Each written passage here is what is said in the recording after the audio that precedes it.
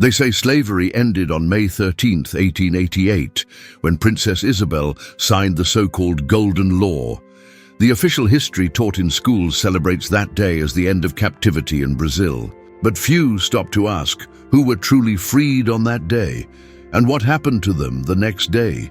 The truth you've never really been told is that abolition was in practice an illusion, a lie wrapped in the language of freedom, used to clean the image of a slave-holding country without healing any of its deep wounds.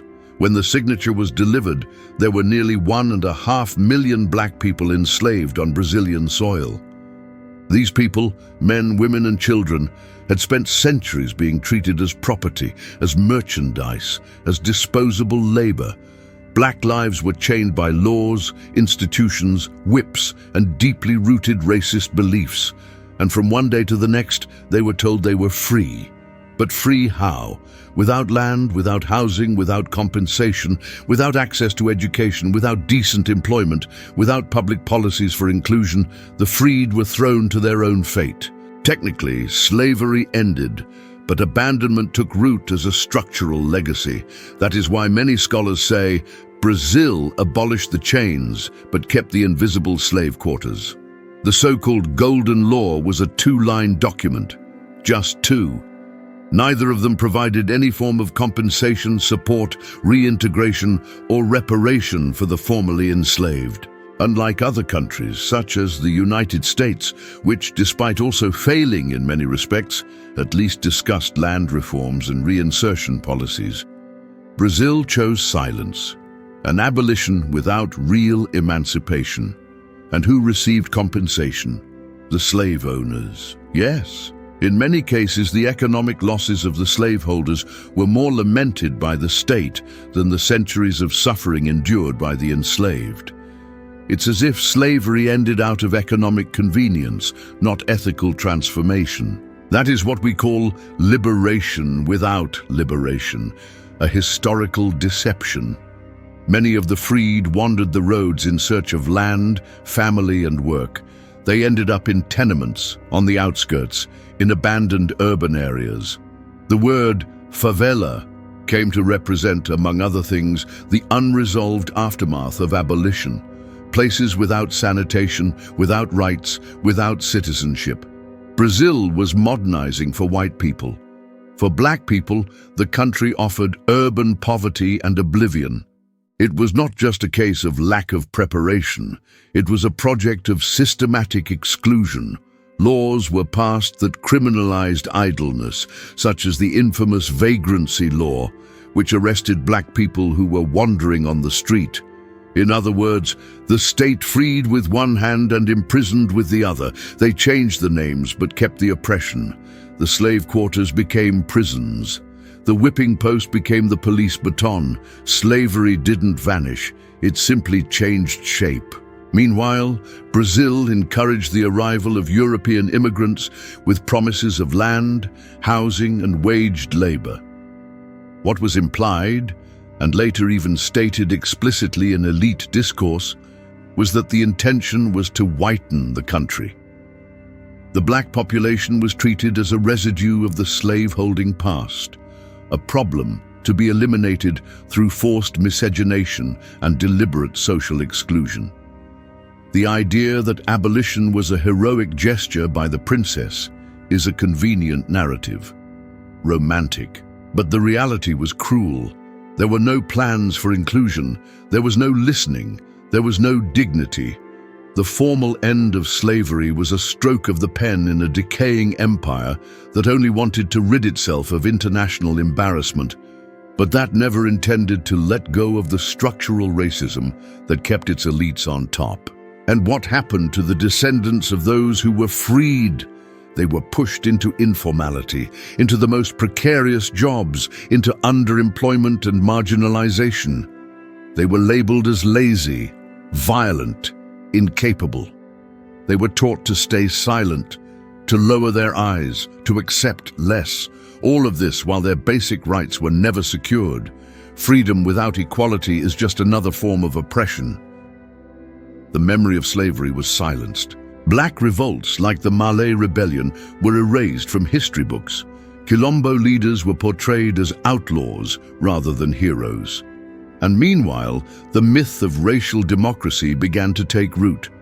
We're all equal, they said, even as black people remained trapped in the same structures of inequality. The most perverse aspect of Brazilian abolition was that it created a false sense of a paid debt, as if that document had ended the story. As if 3 centuries of slavery could be erased by a decree that didn't even guarantee the right to live with dignity. There was no justice, there was only silence. To this day, many believe slavery is in the past. But anyone walking through the streets of major urban centers, anyone looking at statistics on police violence, mass incarceration, exclusion from the job market and higher education, knows that the official end of slavery did not mean the end of oppression. It merely turned the chains into something invisible. This is the story few tell. The abolition with no plan, the abandonment disguised as freedom, the transition from the slave quarters to the ghetto, the beginning of modern slavery. Because the truth is that slavery did not end. It just changed names, forms, and structures. And the chapter that opened in 1888 is still being written with blood, sweat, and resistance. And now that you know this reality, the question remains: if abolition was a farce, what came after? How did the world keep this lie standing? And why? The false freedom offered to black people in 1888 was not the end of pain. It was the beginning of a new kind of suffering. Slavery, which once manifested through whipping posts, lashes, and slave quarters, disguised itself as poverty, invisibility, and abandonment. Brazil simply moved the captivity elsewhere, from the countryside to the cities, from the plantations to the tenements, from chains to underemployment. And that transition was anything but natural. Thousands of freed black people, freshly removed from farms, found themselves lost, homeless, groundless. The land remained in the hands of the slave owners. The job opportunities, now paid labor, were given to white immigrants who began arriving in waves, receiving government incentives, land, tools, and even instruction. Meanwhile, the black population, which had built the country with its own hands, was pushed into the dark alleys of the cities. The Brazilian outskirts were born from that abandonment. The first clusters of precarious housing, like the tenements in Sao Paulo and the favelas in Rio de Janeiro, sheltered these black families who fought daily to survive. Places without sanitation, without garbage collection, without transportation, without running water.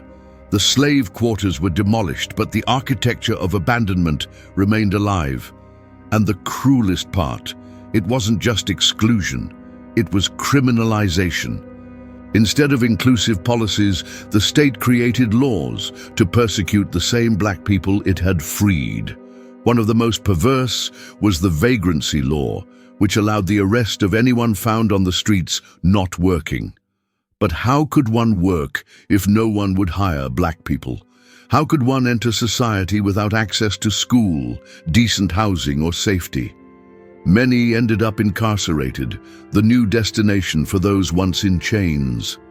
The prison replaced the whipping post, and the Brazilian prison system ever since has fed on the same logic: imprison the poor, the black, the excluded. A machine built to maintain control, exploitation, and oppression in new clothes. Here comes an important data point. More than 60% of Brazil's prison population is black. And this is no historical coincidence. It is inheritance. It is the direct reflection of a society that has never truly accepted black people as full citizens. Formal slavery ended, but informality became the norm. Most black people were pushed into precarious, underpaid jobs, without contracts, without protection. Washerwomen, porters, dock workers, domestic servants, all undervalued roles, carrying the stigma of servitude. Informal labor in Brazil has a color, and that color is black. Meanwhile, Brazil sought to modernize its international image. It began importing European immigrants en masse with the excuse of rebuilding the country. But behind this was a clear project, the project of whitening the population. The speeches of the time didn't hide the intention. It was believed that over time, miscegenation would erase the black presence. Not physically, but culturally, in identity. Erasing history, origin, self-esteem, blackness became synonymous with marginality. Newspapers of the time associated black people with crime, laziness, alcoholism. The figure of the free black man came to be portrayed as a social problem. And society, without realizing it, consolidated structural racism. Iron chains were no longer needed. Repeating that black people were inferior was enough. What began with post-abolition abandonment became a cruel tradition of systematic exclusion. And thus, the first black peripheries were born, segregated, violent, impoverished territories, not by choice, but by forced destiny. And this pattern repeated itself in every major Brazilian city. Over time, new black generations grew up in these marginalized spaces, hearing that they weren't good enough, that they should be content with little. Modern slavery began to take shape, without lashes, but with miserable wages, without whipping posts, but with exhausting work hours, without masters, but with indifferent bosses. And here emerges an important phenomenon: contemporary slavery. Even today, thousands of black workers live in conditions analogous to slavery, on farms, in garment workshops, in construction sites. Brazil still records rescues of workers in degrading situations, and most of these victims are black. The slave quarters became favelas. The whipping post became the counter of underemployment. The slave master became the modern boss. But the control, the humiliation, the exploitation, they continued, because the power structure was never dismantled. It only gained a new disguise, that of freedom.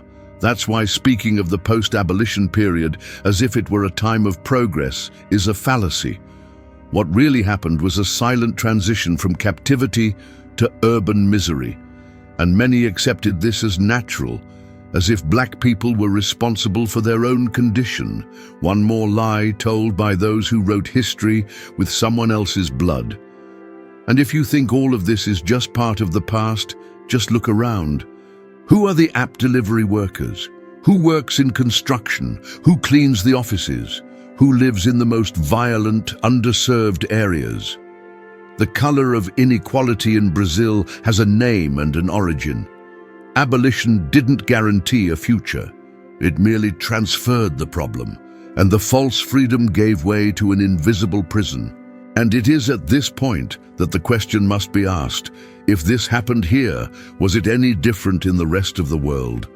Did other countries do the same and sell the same global lie about the abolition of slavery? If in Brazil, abolition was incomplete, silent and cruel, in other parts of the world the story wasn't much different. What was sold as freedom was in truth a strategic rearrangement of power. Formal slavery was replaced by sophisticated mechanisms of domination, and colonial empires used abolitionist rhetoric to strengthen their image, all while continuing to exploit bodies, lands and cultures. In the 19th century, international pressure against the slave trade was growing, especially from England, which had already abolished slavery in its colonies in the year 1833. But England didn't take that step out of altruism. The end of the trade was part of an economic and political repositioning. With the Industrial Revolution underway, wage labor was becoming more attractive than slave labor. And more than that, the fight against the trade allowed England to reinforce its naval dominance, justifying the presence of its ships on African coasts in the name of a civilizing mission. The discourse of abolition was transformed into a propaganda tool. While proclaiming freedom, the British Empire kept its colonies under brutal control. Countries like India, Nigeria, Sierra Leone, and Jamaica remained under regimes of forced labor, mineral exploitation, cultural plundering, and police violence. What changed was the vocabulary. The whip gave way to bureaucracy, the chains to fraudulent contracts, slavery to modern colonialism. In France, abolition came in the year 1848, but it was soon followed by the maintenance of racist structures in regions such as Martinique, Guadeloupe, and Haiti, the latter being a unique case. The Haitian Revolution of 1804 was the only one in which the enslaved took power and founded a black republic. But instead of becoming an example, Haiti was condemned to isolation, economic sabotage, and persecution. France demanded $1 billion indemnity to recognize its independence, a debt imposed that paralyzed the country for over a century. Abolition for the French had a price, and it was the black people who paid it. In the United States, slavery was officially abolished in the year 1865 with the 13th Amendment. But the legal end brought no justice.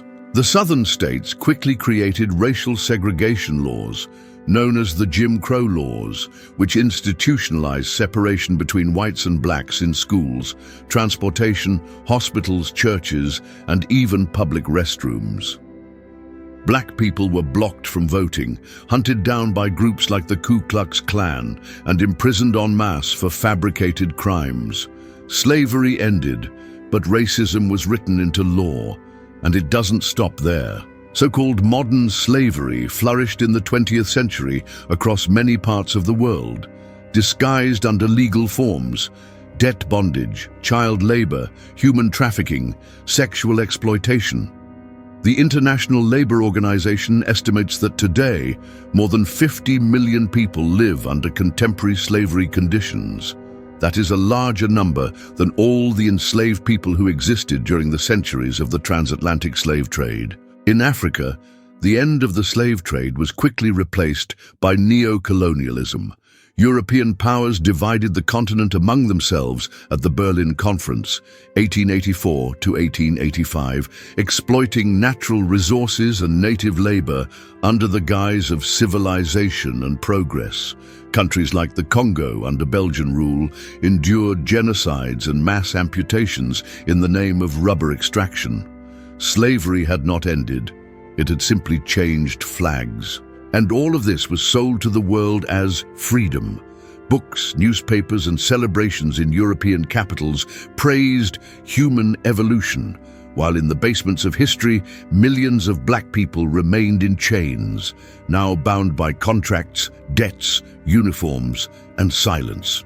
The empires, with their military and religious arms, maintained control over black bodies through faith, language, education, and economics. They evangelized to silence, educated to subjugate, taught to domesticate. Abolition was only the veneer. The structure of domination remained in full operation, only now more efficient, more polished, and for that very reason, harder to fight. In Latin America, the scenario was also similar. Countries like Cuba and Puerto Rico abolished slavery late, but remained dependent on plantations, monocultures, and racial exploitation. In Mexico, black populations were erased from statistics and censuses. Invisibility became a weapon. If the black person doesn't appear in the data, he doesn't exist as a political subject. And if he doesn't exist, he can't demand reparations. Abolition, therefore, was not an act of justice. It was a strategy for elite survival.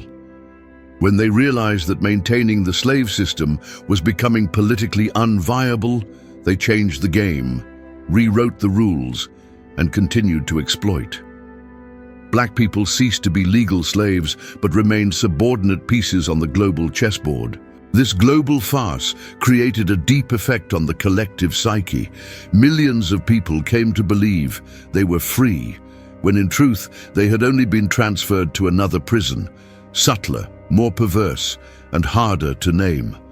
False freedom became the greatest prison of all, and meanwhile, the white political and economic elites rebuilt their empires on top of the discourse of equality.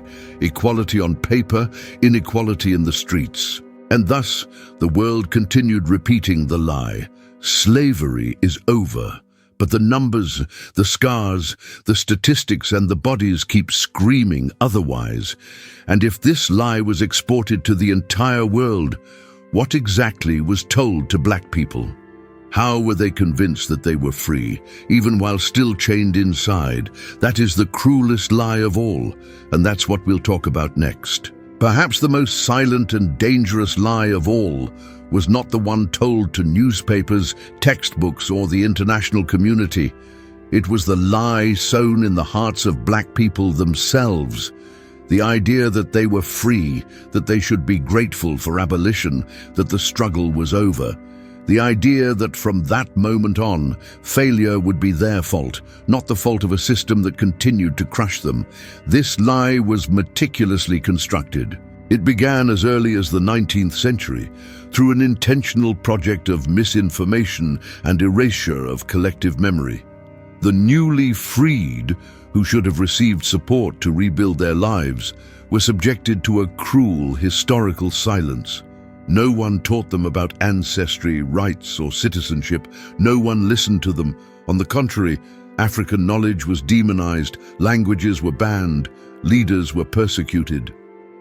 And the black people were convinced that they needed to adapt to the new society, a society that never wanted them as equals. When public education reached black neighborhoods, it didn't bring liberation, it brought erasure. History books ignored the African legacy, glorified the colonizers, and romanticized slavery. Brazil was said to be cordial, free of racism. But at the same time, black students were humiliated for their clothes, their hair, their names, and their accents. They grew up believing that their origins were a source of shame. Racism settled into their minds before it was even visible in other people's eyes. Religion, in turn, played an ambiguous role. While many churches served as spaces of resistance and shelter, others were direct instruments of submission.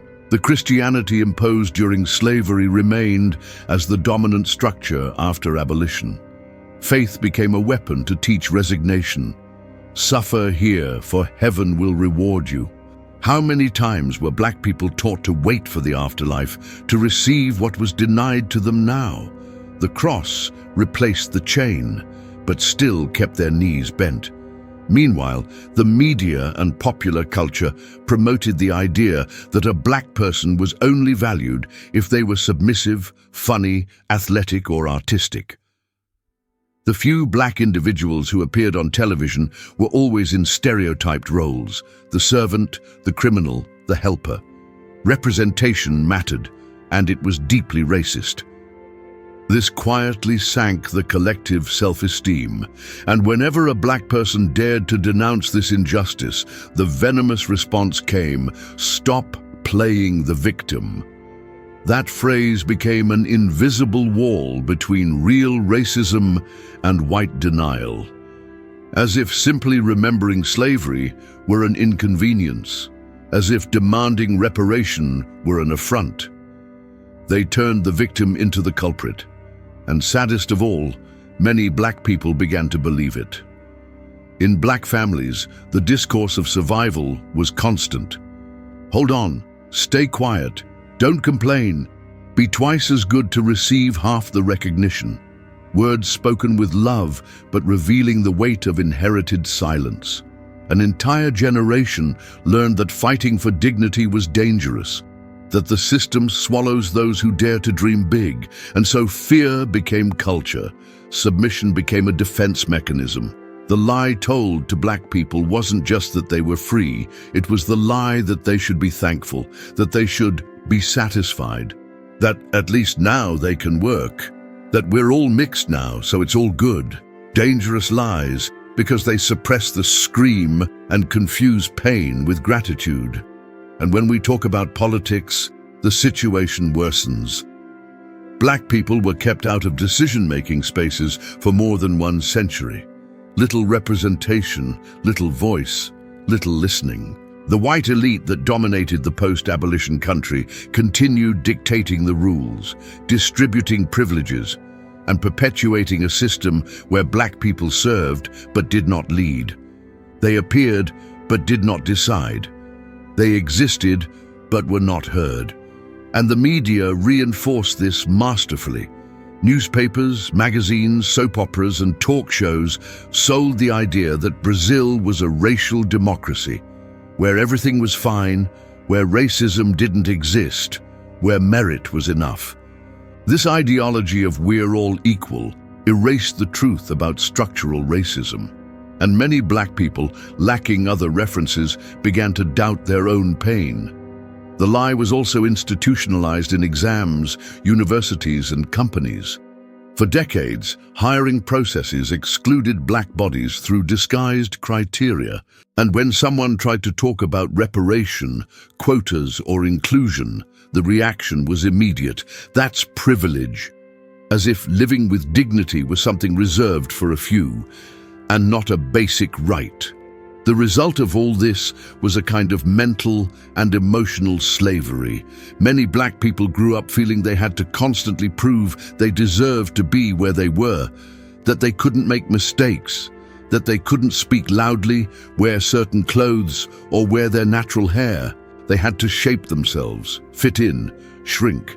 But this lie, passed down from generation to generation, is starting to crumble. The new black generation is rediscovering its history, its strength, its voice.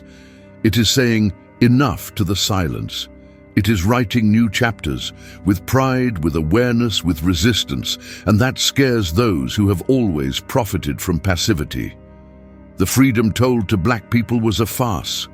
True freedom begins with truth, with looking into eyes, with remembering names, with honoring roots. It begins with questioning everything that was taught and building new truths with our own hands. And this reconstruction demands a difficult but necessary step: to recognize that slavery never left the world structure, that it gained a new shape, a new name, a new disguise. The next chapter will reveal how this modern slavery works and how it still keeps millions chained in invisible bonds. They said slavery had ended, that black people were free. That effort alone would earn respect, but they didn't say that in the shadows of progress, a new form of slavery was being born, more silent, more disguised, and much harder to fight. Modern slavery no longer uses iron shackles. It hides behind badges, debts, quotas, and unjust contracts. But its effects are the same: humiliation, exploitation, and slow death. Today, millions of people live in conditions analogous to slavery.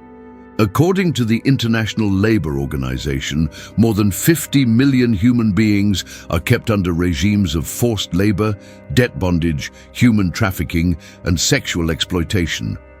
It is the largest number in history, more than during the centuries of the transatlantic slave trade. And the most affected bodies? Black, poor, invisible.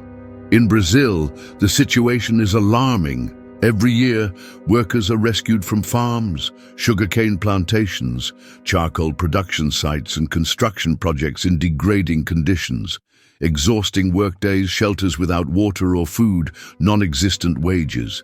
Men and women treated as property, as if the time of the slave quarters had never ended. And the most frightening part, many don't even know they are enslaved. Modern slavery is cunning.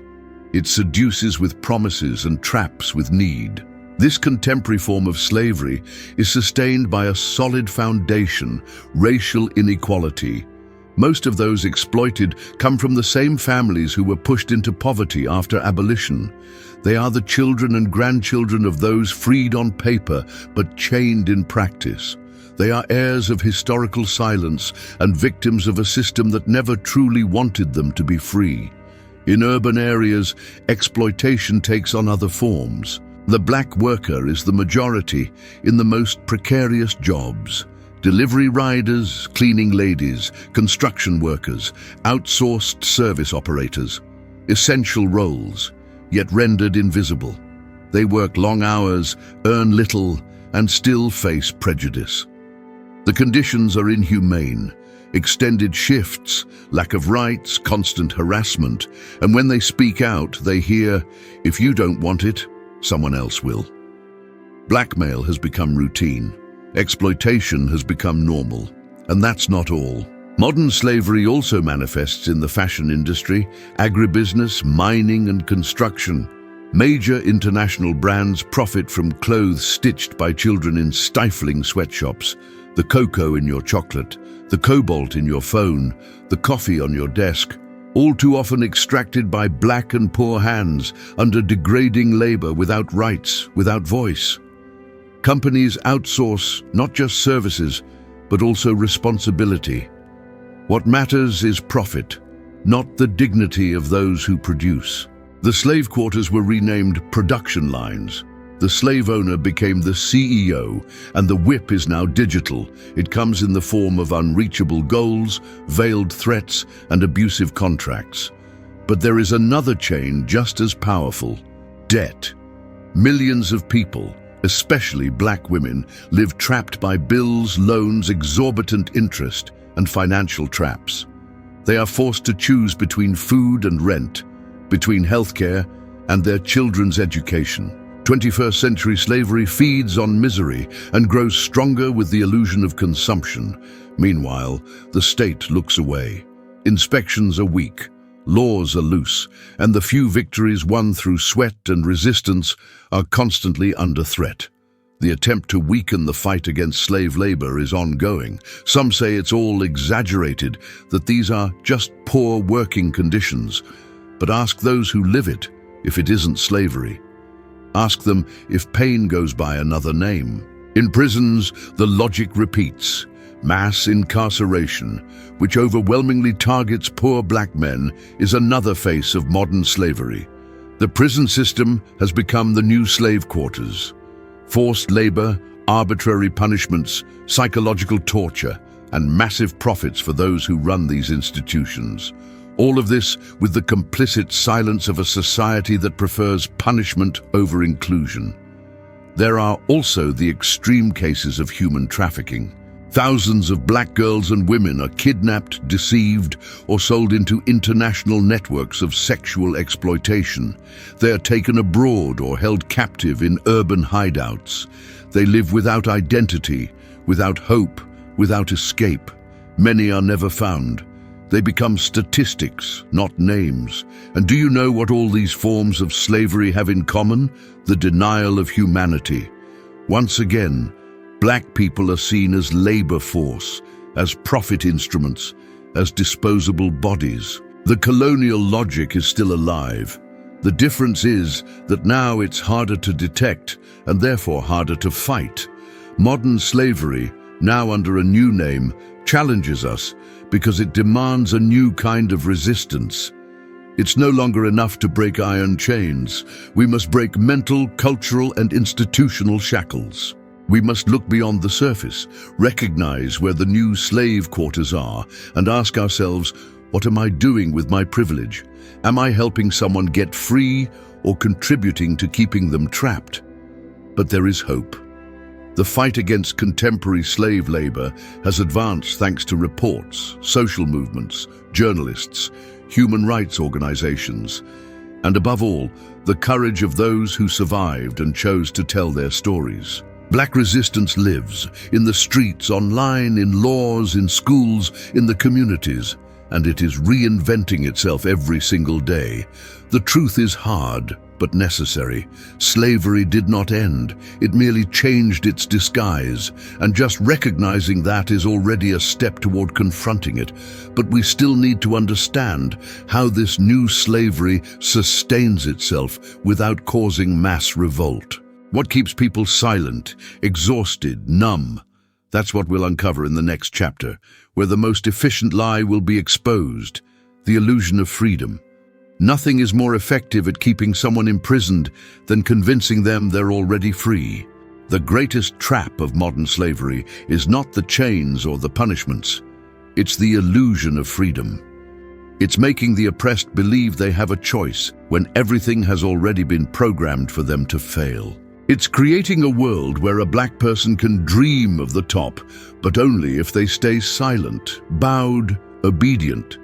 This illusion was carefully built over the decades. The system no longer wanted black people rebelling. It wanted them conformed, busy, distracted, and it achieved that with propaganda, religion, media, schools, and meritocracy. The dominant narrative began to say, now everyone is free. If you didn't succeed, it's because you didn't try hard enough. And so, failure stopped being structural and became personal. But how can one be free if their history was erased? If their ancestry was devalued? If their self-esteem was shattered from childhood? How can one believe in freedom when the numbers say otherwise? When black people are still the majority among the unemployed, the incarcerated, the victims of police violence, the ones who do not finish high school, the freedom sold to black people is an emotional farce. It presents itself as opportunity, but hides the invisible walls that surround every step. How many times does a young black man hear that he can be anything, but gets followed in a store by a white security guard? How many times is a black woman called aggressive just for speaking up? The illusion is cruel because it pretends to be equality, but delivers oppression. In soap operas, commercials, and magazine covers, inclusion became a marketing strategy. Black bodies are used to generate profit but are rarely heard or valued in leadership positions. The image is celebrated. The lived experience is ignored. It's as if they were saying, be black, but on our terms, happy, beautiful, exotic, but never rebellious. On social media, many black people perform success, self-love, and power. But behind the smiling photos, there's exhaustion, pain, and fear. Fear of being mistaken for a criminal, of being misunderstood, of making a mistake and not getting a second chance. Freedom became a stage, a theater where only a few are allowed to act, and the audience applauds, unaware of what's happening backstage. Religion, for a long time, reinforced this illusion. The theology of prosperity taught that faith alone was enough to win. But it never explained why so many black believers continued to suffer, even as the first to arrive and the last to leave church services. Spirituality became a sedative, an escape valve, and hope became consolation, not a tool for transformation. Education also played its part. Schools taught that Brazil was a joyful, mixed-race country without racism, but the curricula ignored the history of quilombos, revolts, and black leadership. Black people were always mentioned as slaves, never as inventors, strategists, warriors, or intellectuals. Knowledge became a tool for erasure, and many grew up thinking that being black was a burden, a setback, a problem. Meritocracy is the heart of this illusion. The speech that everyone has the same opportunities sounds pretty, but it's false, because there is no common starting point between someone born on paved roads and someone born in the mud, between those who studied with a tablet and those who studied while hungry, between someone with a respected surname and someone stopped at police checkpoints every week. The most perverse aspect of the illusion of freedom is that it isolates. It makes black people think they are alone in their pain. It makes the black woman stay quiet at work so as not to seem problematic. It makes the black youth avoid talking about racism so as not to be labeled a victim. This strategic loneliness prevents voices from joining together and stops outrage from becoming movement. Meanwhile, the system remains intact, with a democratic appearance, but a slave-owning structure, with modern clothes, but a colonial soul, with inclusive speeches, but exclusive practices. False freedom became a kind of psychological prison, and many don't even realize they're inside it. But there is an awakening underway. More and more black people are recognizing the illusion. They are studying their history, rebuilding their self-esteem, strengthening their identity. They are reconnecting with their roots, their ancestors, their struggles. They are stepping out of the cave where they were placed and beginning to see the light of truth. The illusion of freedom is crumbling, and with it the fear of questioning, the fear of saying out loud, "We are not free yet." because only when you recognize the prison can you begin to look for the exit. And it is precisely in that crack that revolution begins. In the next chapter, we will look at this movement from within, how Black consciousness is breaking mental chains, rebuilding territories, and creating new possibilities of existence. The resistance that began in the Quilombo is now alive in ideas. If slavery did not end with abolition, and if the freedom sold was an illusion, then what is left? What remains is the struggle. What remains is memory. What remains is what the system tried to erase but couldn't, the flame of Black resistance. And that flame never went out.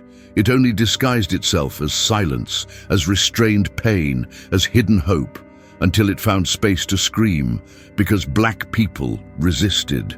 In the African diaspora, in Quilombos, in slave quarters, in favelas, in suburbs, in schools, in churches, in toreros, in universities, each conscious step is a broken chain. Each book read, each head held high, each Black child who sees themselves as beautiful, strong, and capable is a direct response to structural racism.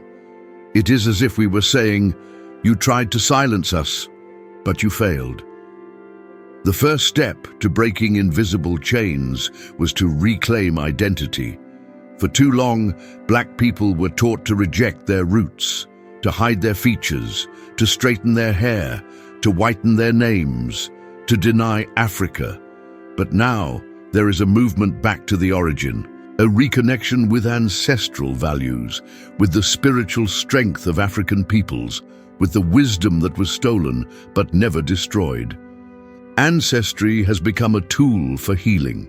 Knowing that our ancestors resisted, even without weapons, even without rights, gives us the strength to continue.